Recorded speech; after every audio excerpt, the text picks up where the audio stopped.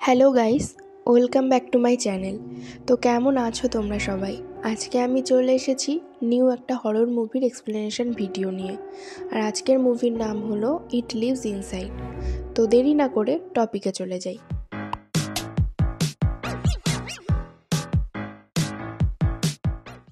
মুভির প্রথমেই আমরা একটা অদ্ভুত সিন দেখতে পাই, যেখানে একটা ঘরে লাল আলো জ্বলছে ও ভয়ানক কিছু চিৎকার শোনা যাচ্ছে।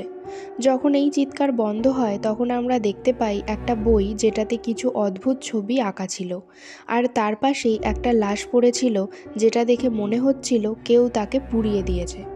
এরপর সিন শিফট হয় আর আমরা মুভির মেন ক্যারেক্টার স্যামিধাকে দেখতে পাই, যে নিজেকে স্যাম বলে। স্যাম ইন্ডিয়ান ফ্যামিলি থেকে বিলং করে, তাই তার বাড়িতে ভগবানের পুজো হয় আর দেশি খাবার বানানো হয়, যেটা স্যামের একদমই ভালো লাগতো না। বাড়িতে দুর্গাপুজোর প্রস্তুতি চলছিল, তাই স্যামের মা তাকে প্রসাদ বানানোর জন্য হেল্প করতে বললে স্যাম কিছু একটা বলে জিনিসটাকে এড়িয়ে যায় আর সেই ঘর থেকে বেরিয়ে যায়। এর পরের সিনে আমরা স্কুলে দেখতে পাই স্যামকে।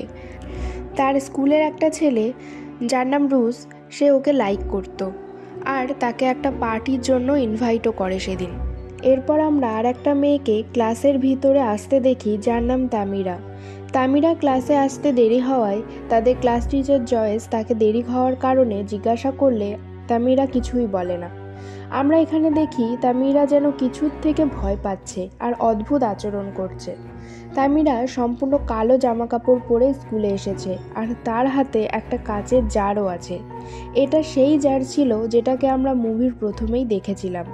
তামিরা জারটাকে এমনভাবে রেখেছিল যেন ওটাতে কোনো ভয়ানক জিনিস লুকানো আছে। আর ক্লাসের সব বাচ্চা এখানে তামিরার দিকে দেখতে থাকে, কিন্তু তামিরাকে সব থেকে মন দিয়ে দেখছিল স্যাম। ক্লাস শেষে জয়েস স্যামকে ডেকে তামিরার ব্যাপারে জিজ্ঞাসা করতে থাকে, যেখানে তাদের কথা শুনে মনে হয় স্যাম আর তামিরা খুব ভালো বন্ধু ছিল। এরপর জয়েস বলে তামিরার মেন্টাল হেলথ হয়তো ঠিক নেই, আর এই কথা শুনে স্যাম বলে যে তার বিষয়ে কিছুই জানে না স্যাম। এর পরের সিনে আমরা ক্লাসের সমস্ত বাচ্চাদের থেকে দূরে তামিরাকে সেই জার নিয়ে যেতে দেখি, আর স্যামের বন্ধুরা তামিরাকে নিয়ে মজা করছিল, কিন্তু স্যাম এখানেও কিছুই বলছিল না। এরপর আমরা আবার তামিরাকে দেখতে পাই যে মাঝরাতে রাস্তা দিয়ে হাঁটছিল আর তখনও অনেক ভয় পেয়েছিল, আর তার হাতে সেই জারটা ছিল।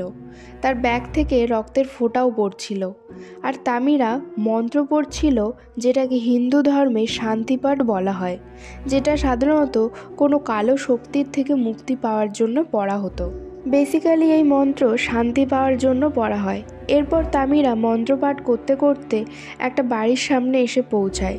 বাড়িটা চারিদিক থেকে অনেক খারাপ অবস্থায় ছিল, আর তামিরাও খুব ভয়ে ভয়ে ঘরে আসে আর জারটা নিচে রেখে দেয়। তারপর জারটা খুলে তার মধ্যে কাঁচা মাংস দেয়, তারপর আবার জারের মুখ বন্ধ করে দেয়।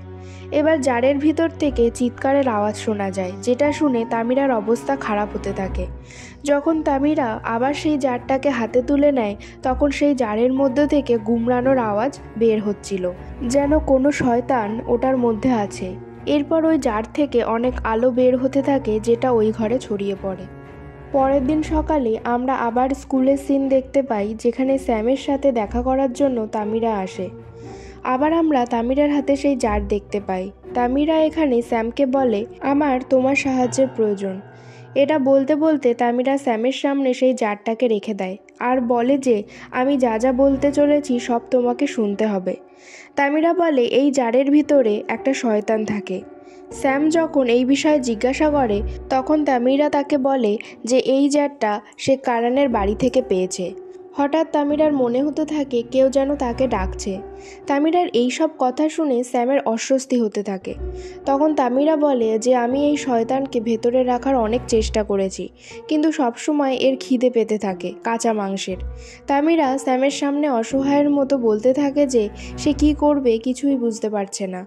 আমরা দেখতে পাই তামিরার কথা এখানে স্কুলের বাকি বাচ্চারা শুনে ফেলেছিল, যেটা দেখে স্যাম খুব অপমানিত বোধ করে, কারণ তামিরার একটা কথাও তার বিশ্বাস হচ্ছিল না।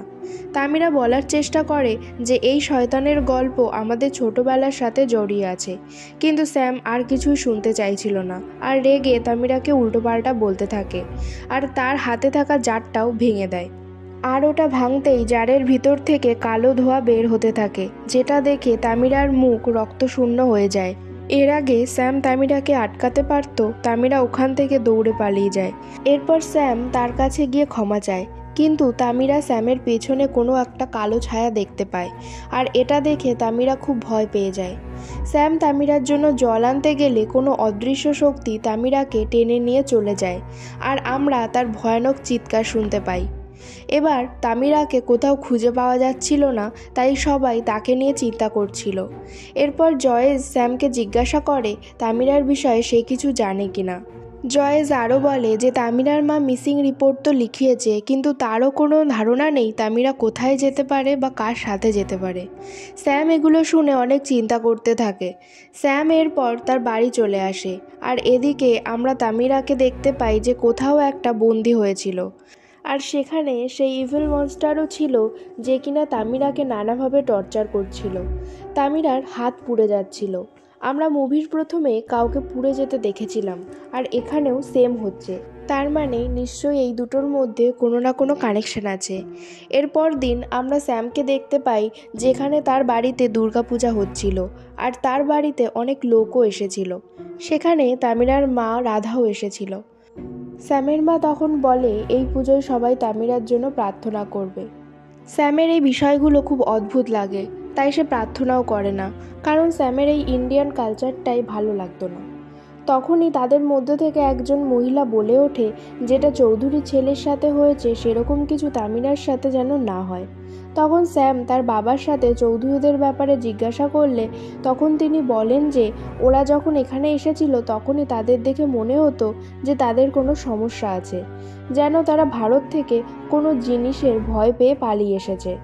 আর তাদের ছেলেও খুব অদ্ভুত ছিল, কারণ সে সবসময় নিজের সাথে কথা বলতো।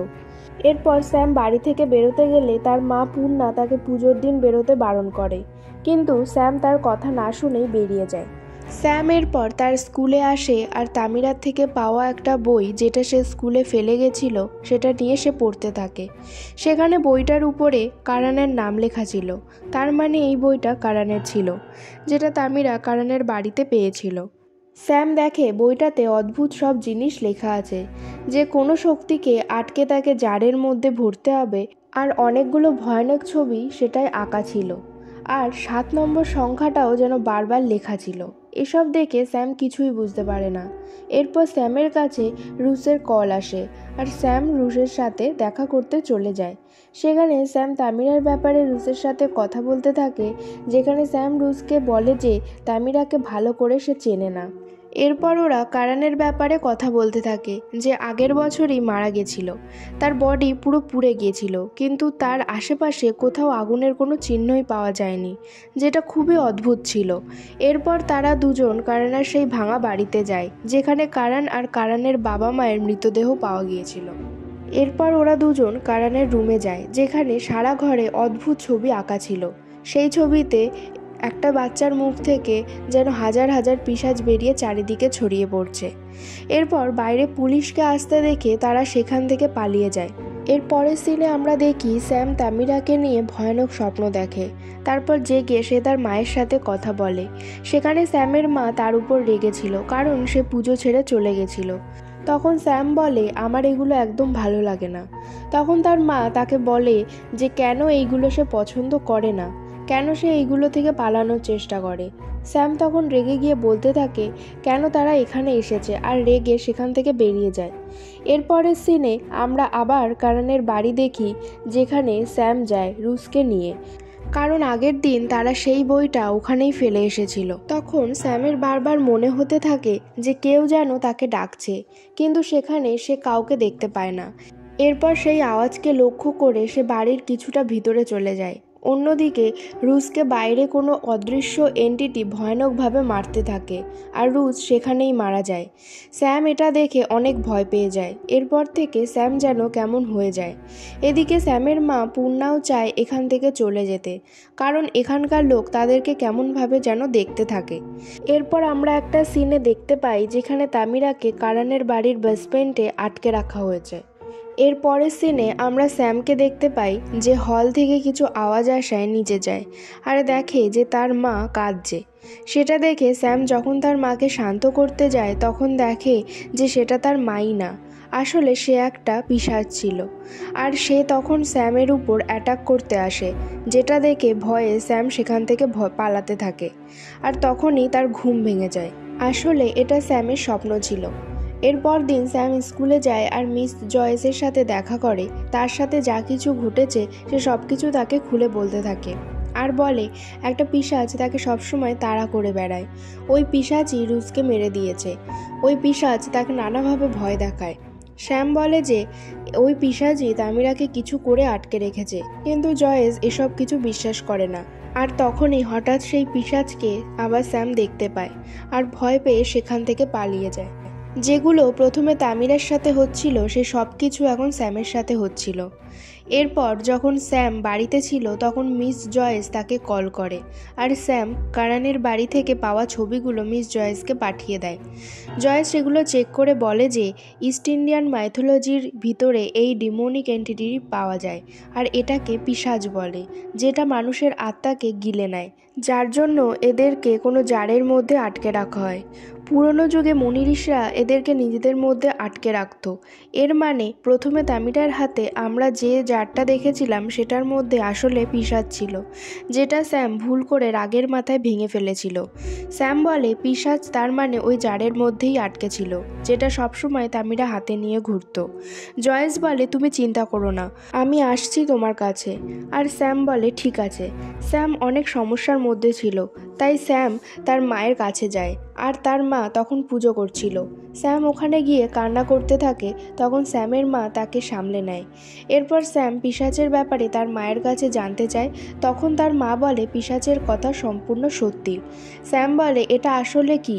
তখন তার মা বলে যখন কোনো মানুষের মধ্যে নেগেটিভিটি বেড়ে যায়, অর্থাৎ রাগ, একাকিত্ব, অসহায়তা বেড়ে যায়, তখন পিশাচ তাদের উপর অ্যাটাক করে আর তাদের আত্মাকে সম্পূর্ণ নিজের বশে করে নেয়। আরও বলে যে পিশাচ তার আপনজনদেরও মেরে দিয়ে তাকে সম্পূর্ণ একা করে দেয়। এইসব শুনে স্যাম অবাক হয়ে যায়, কারণ এখন তার সাথেও সেম ঘটনা ঘটছে। পিশাচ তার মায়ের কাছ থেকে তাকেও দূরে করেছিল আর রুশকেও সে মেরে দিয়েছিল, কারণ সে তাকে হেল্প করছিল। তার মানে এবার সে জয়েসকে অ্যাটাক করতে চলেছে। এই পিশাচ যাকে শিকার করে তাকে আগে সম্পূর্ণ একা করে দেয়, তারপর তাকে মারে, যার জন্য তার আত্মা কমজোর হয়ে যায় আর সহজেই সে তার আত্মাকে খেয়ে নিতে পারে। এরপর স্যাম বুঝতে পারে এই পিশাচ থেকে পালিয়েই চৌধুরী পরিবার এখানে এসেছিল, কিন্তু পিশাচ তাদের পিছন পিছন এখানে চলে এসেছে। এরপর স্যামের মা বলে পিশাচ প্রথমেই তার শিকারকে মারে না, প্রথমে পিশাচ তাকে যন্ত্রণা দেয়, একা করে দেয়, তারপর মেরে দেয়। এরপর স্যাম কথায় কথায় বুঝতে পারে কারণের বইতে লেখা 7 মানে হলো 7 দিন, তার মানে আজ রাত তামিরাকে ওই পিশাচ খেয়ে নেবে।